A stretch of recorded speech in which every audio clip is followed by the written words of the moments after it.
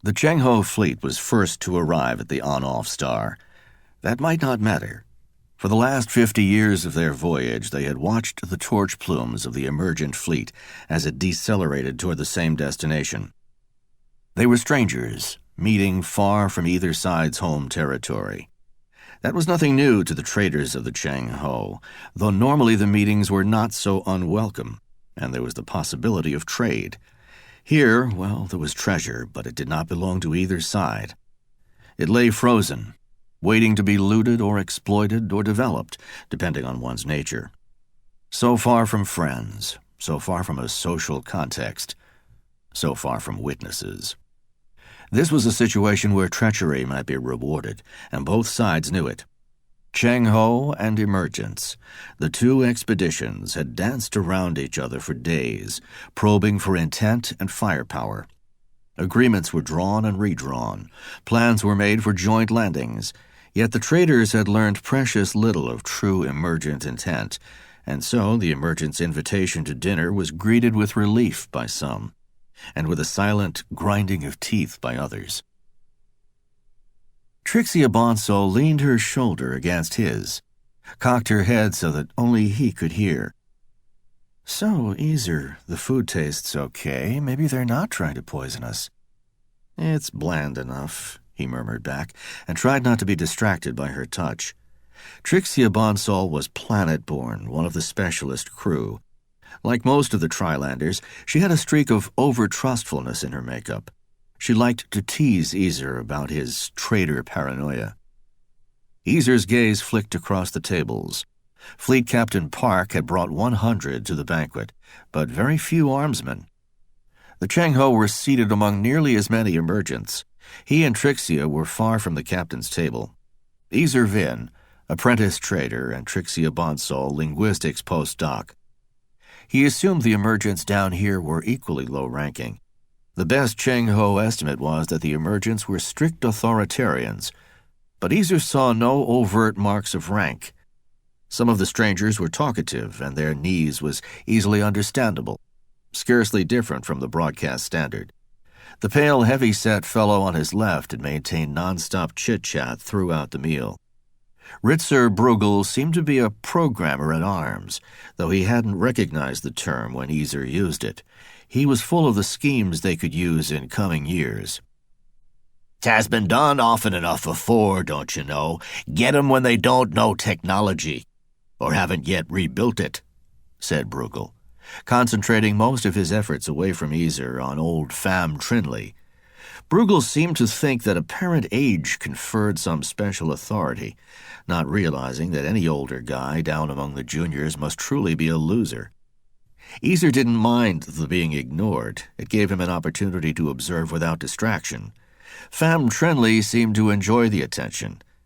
As one programmer at arms to another, Trinley tried to top everything the pale blond fellow said, in the process yielding confidences that made Easer squirm. One thing about these emergents, they were technically competent.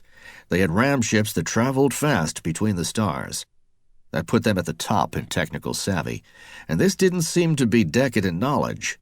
Their signal and computer abilities were as good as the Qeng Ho's, and that, Vin knew, made Captain Park's security people more nervous than mere emergent secrecy. The Qeng Ho had culled the golden ages of 100 civilizations. In other circumstances, the emergent's competence would have been cause for honest mercantile glee. Competent and hard-working, too. Easer looked beyond the tables, not to ogle, but this place was impressive. The living quarters on ram-scoop ships were generally laughable. Such ships must have substantial shielding and moderate strength of construction. Even at fractional light speed, an interstellar voyage took years, and crew and passengers spent most of that time as corpuscles. Yet the emergents had thawed many of their people before living space was in place. They had built this habitat and spun it up in less than 8 days, even while final orbit corrections were being done. The structure was more than 200 meters across, a partial ring, and it was all made from materials that had been lugged across 20 light-years. Inside, there was the beginning of opulence. The overall effect was classicist in some low degree, like early solar habitats before life support systems were well understood. The Emergents were masters of fabric and ceramics, though Easer guessed that bioarts were non-existent. The drapes and furniture contrived to disguise the curvature in the floor. The ventilator breeze was soundless and just strong enough to give the impression of limitless airy space. There were no windows, not even spin-corrected views. Where the walls were visible, they were covered with intricate manual artwork, oil paintings. Their bright colors gleamed, even in the half-light. He knew Trixia wanted a closer look at those. Even more than language, she claimed that native art showed the inner heart of a culture. Vin looked back at Trixia, gave her a smile. She would see through it, but maybe it fooled the Emergents.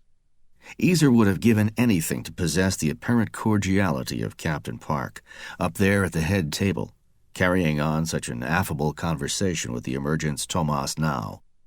You'd think the two were old school buddies. Vin settled back, listening not for sense, but for attitude. Not all the Emergents were smiling, talkative types. The redhead at the front table, just a few places down from Tomas now, she'd been introduced, but Vin couldn't remember the name. Except for the glint of a silver necklace, the woman was plainly, severely dressed. She was slender, of indeterminate age. Her red hair might have been a style for the evening, but her unpigmented skin would have been harder to fake. She was exotically beautiful, except for the awkwardness in her bearing, the hard set of her mouth. Her gaze ranged up and down the tables, yet she might as well have been alone. Vin noticed that their hosts hadn't placed any guest beside her. Trixia often teased Vin that he was a great womanizer, if only in his head. Well, this weird-looking lady would have figured more in Easer Vin's nightmares than in any happy fantasy. Over at the front table, Tomas now had come to his feet. The servers stepped back from the tables. A hush fell upon the seated Emergents, and all but the most self-absorbed traders. Time for some toasts to friendship between the stars, Easer muttered. Bonsall elbowed him, her attention pointedly directed at the front table. He felt her stifle a laugh when the Emergent leader actually began with, "Friends, we are all a long way from home." He swept his arm in a gesture that seemed to take in the spaces beyond the walls of the banquet room. "We've both made potentially serious mistakes. We knew this star system is bizarre. Imagine a star so drastically variable that it nearly turns itself off for 215 years out of every 250. Over the millennia, astrophysicists of more than one civilization tried to convince their rulers to send an expedition here ways." He stopped, smiled. "Of course, till our era, 'tas expensively far beyond the human realm. Yet now, it is the simultaneous object of 2 human expeditions." There were smiles all around, and the thought, what wretched luck. Of course, there is a reason that made the coincidence likely.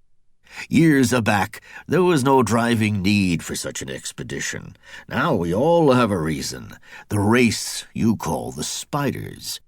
Only the 3rd non-human intelligence ever found. And in a planetary system as bleak as this, such life was unlikely to have arisen naturally. The spiders themselves must be the descendants of starfaring non-humans, something humankind had never encountered. It could be the greatest treasure the Qeng Ho had ever found, all the more so because the present spider civilization had only recently rediscovered radio. They should be as safe and tractable as any fallen human civilization. Now gave a self-deprecating chuckle and glanced at Captain Park. "Till recently I had not realized how perfectly our strengths and weaknesses, our mistakes and insights complemented each other. You came from much farther away, but in very fast ships already built. We came from nearer, but took the time to bring much more. We both figured most things correctly." Telescope arrays had watched the on-off star for as long as humankind had been in space. It had been known for centuries that an Earth-sized planet with life-signature chemistry orbited the star. If On-Off had been a normal star, the planet might have been quite pleasant, not the frozen snowball it was most of the time. There were no other planetary bodies in the On-Off system, and ancient astronomers had confirmed the moonlessness of the single world in the system. No other terrestrial planets, no gas giants, no asteroids, and no cometary cloud. The space around the On-Off star was swept clean. Such would not be surprising near a catastrophic variable, and certainly the On-Off star might have been explosive in the past. But then how did the one world survive? It was one of the mysteries about the place. All that was known and planned for. Captain Park's fleet had spent its brief time here in a frantic survey of the system, and in dredging a few kilotons of volatiles from the frozen world. In fact, they had found 4 rocks in the system, asteroids you might call them, if you were in a generous mood. They were strange things, the largest about 2 kilometers long. They were solid diamond. The Trilander scientists nearly had fistfights trying to explain that. But you can't eat diamonds, not raw anyway. Without the usual mix of native volatiles and ores, fleet life would be very uncomfortable indeed. The damn Emergents were both late and lucky. Apparently they had fewer science and academic specialists, slower starships, but lots and lots of hardware. The Emergent boss gave a benign smile and continued, "There really is only one place in all the On-Off system where volatiles exist in any quantity, and that is on the spider world itself." He looked back and forth across his audience, his gaze lingering on the visitors. "I know it's something that some of you had hoped to postpone till after the spiders were active again, but there are limits to the value of lurking, and my fleet includes heavy lifters. Director Renault," aha, that was the redhead's name, "agrees with your scientists that the locals never did progress beyond their primitive radios.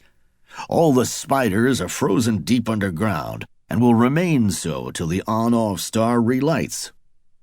In about a year, the cause of On-Off cycle was a mystery, but the transition from dark to bright repeated, with a period that had drifted little in 8,000 years. Next to him at the front table, S.J. Park was smiling too, probably with as much sincerity as Tomas now. Fleet Captain Park had not been popular with the Triland Forestry Department. That was partly because he cut their pre-flight time to the bone, even when there had been no evidence of a second fleet. Park had all but fried his ramjets in a delayed deceleration, coming in just ahead of the Emergents. He had a valid claim to first arrival, and precious little else. The Diamond Rocks, a small cache of volatiles. Until their first landings, they hadn't even known what the aliens really looked like.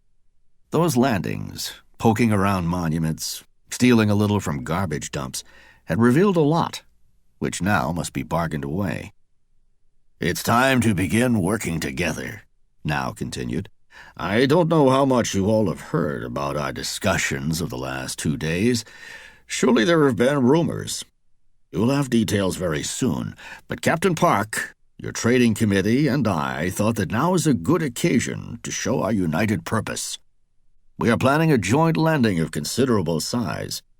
The main goal will be to raise at least 1 million tons of water and similar quantities of metallic ores. We have heavy lifters that can accomplish this with relative ease. As secondary goals, we'll leave some unobtrusive sensors and undertake a small amount of cultural sampling. These results and resources will be split equally between our 2 expeditions. In space, our 2 groups will use the local rocks to create a cover for our habitats, hopefully within a few light seconds of the spiders." Now glanced again at Captain Park. So some things were still under discussion. Now raised his glass. "So, a toast to an end of mistakes and to our common undertaking. May there be a greater focus in the future."